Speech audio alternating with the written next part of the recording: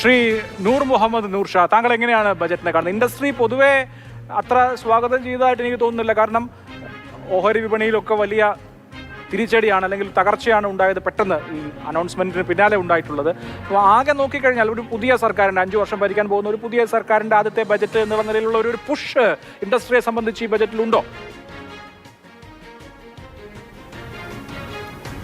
തീർച്ചയായിട്ടും ഒരു വ്യാപാരിനേക്കാൾ ഉപരി വ്യവസായികളെ ഒരു പരിധിവരെ സന്തോഷിപ്പിക്കുന്ന ബഡ്ജറ്റാണ് ഇത് എന്ന് നിസ്സംശയം പറയാൻ കഴിയും. ഞങ്ങളുടെ മേഖല, ഇരുമ്പുരുക്ക് മേഖലയെ സംബന്ധിച്ചിടത്തോളം ഞങ്ങൾ പ്രതീക്ഷിച്ചിരുന്നത് വിദേശത്തു നിന്ന് ഇറക്കുമതി ചെയ്യുന്ന സ്റ്റീലിന് ഇമ്പോർട്ട് ഡ്യൂട്ടി കുറച്ചും കൂടി ടഫായിട്ട് കൊണ്ടുവരുമെന്നുള്ളതാണ്. ഇന്ത്യയിലെ ഇൻഡസ്ട്രിയൽ ഗ്രോത്ത്, പ്രത്യേകിച്ച് സ്റ്റീൽ ഇൻഡസ്ട്രിയൽ ഗ്രോത്ത് വേണ്ടത്ര പ്രതീക്ഷിച്ചത്ര മുന്നോട്ട് വരാത്ത സ്ഥിതിക്ക് ഗവൺമെൻറ് ഇങ്ങനെ ഒരു നടപടി എടുക്കുമെന്നാണ് ഞങ്ങളെല്ലാം പ്രതീക്ഷിച്ചിരുന്നത്. അതുണ്ടായില്ല എന്നുള്ളത് ഖേദകരമായ ഒരു അവസ്ഥയാണ്.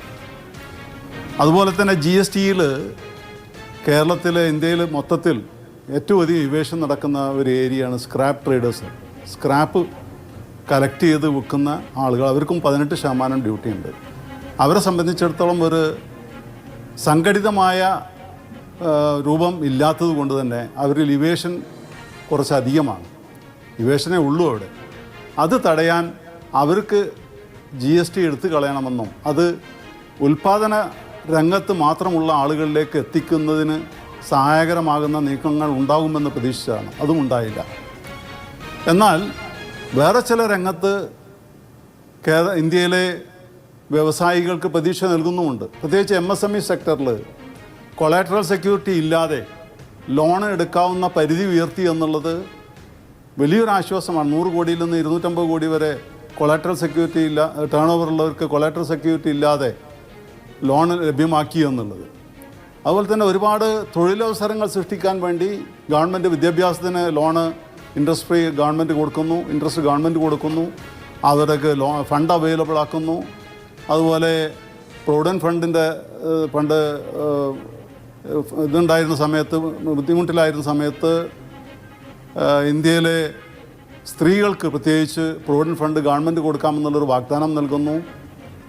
ഇതെല്ലാം ആശ്വാസകരമായ സംഗതി തന്നെയാണ്. മൊത്തത്തിൽ നോക്കുകയാണെങ്കിൽ കേരളത്തെ സംബന്ധിച്ചിടത്ത് എങ്ങനെയാണെന്നുള്ളത് രാഷ്ട്രീയമാണ്. പക്ഷേ ഇന്ത്യയെ സംബന്ധിച്ചിടത്തോളം ചില പ്രതീക്ഷകൾ ഉണ്ട്, എന്നാൽ ചിലതെല്ലാം അവഗണിക്കപ്പെട്ടിട്ടുണ്ട് എന്നുള്ളത് വസ്തുതയാണ്. തീർച്ചയായും ശ്രീ നൂർ മുഹമ്മദ്, ഇപ്പോൾ ഈ ഡ്യൂട്ടി കൂട്ടിയിട്ടുള്ളത് അമോണിയം നൈട്രേറ്റ്, പ്ലാസ്റ്റിക് അല്ലെങ്കിൽ ഈ ഫ്ലക്സ് ഒക്കെ പോലെയുള്ള ഹസാഡസ് എന്ന് പറഞ്ഞാൽ ബയോഡിഗ്രേഡബിൾ അല്ലാത്ത വസ്തുക്കളുടെ ഉപയോഗം കുറയ്ക്കാനായിരിക്കാം ആ ഘട്ടത്തിൽ, അല്ലെങ്കിൽ ആ രംഗത്ത് മാത്രമാണ്. അതിനപ്പുറത്ത് ഇപ്പോൾ നമ്മൾ ഇൻഡസ്ട്രി ആകെ എടുത്തു കഴിഞ്ഞാൽ നന്നായി ബിസിനസ് ചെയ്യാൻ കഴിയുന്ന, അല്ലെങ്കിൽ ഒരു പ്രോ ബിസിനസ് ക്ലൈമറ്റ് ഉണ്ടാക്കാൻ കഴിയുന്ന ഇനീഷ്യേറ്റീവ്സ് ഈ ബജറ്റിലുണ്ടോ? എന്താണ് താങ്കൾക്ക് തോന്നുന്നത്?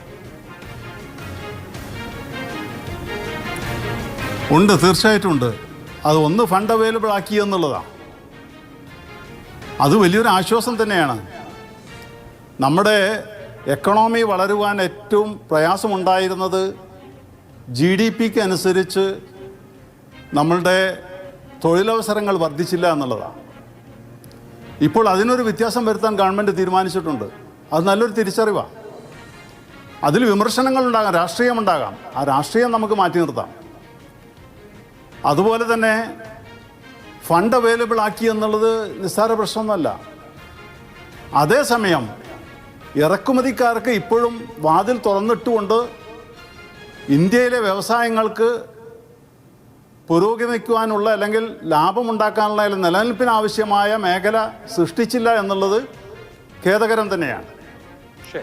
GSTയിൽ എന്നും വ്യവസായികൾ പറയുന്നതാണ് ഇവേഷൻ നിർത്താൻ വേണ്ടത് ചെറുകിട ആളുകളിൽ നിന്ന് GST കളക്ട് ചെയ്യുന്നത് ഒഴിവാക്കുക എന്നുള്ളത്. കാരണം അവർക്ക് ഇവേഡ് ചെയ്യാൻ വളരെ എളുപ്പമാണ്.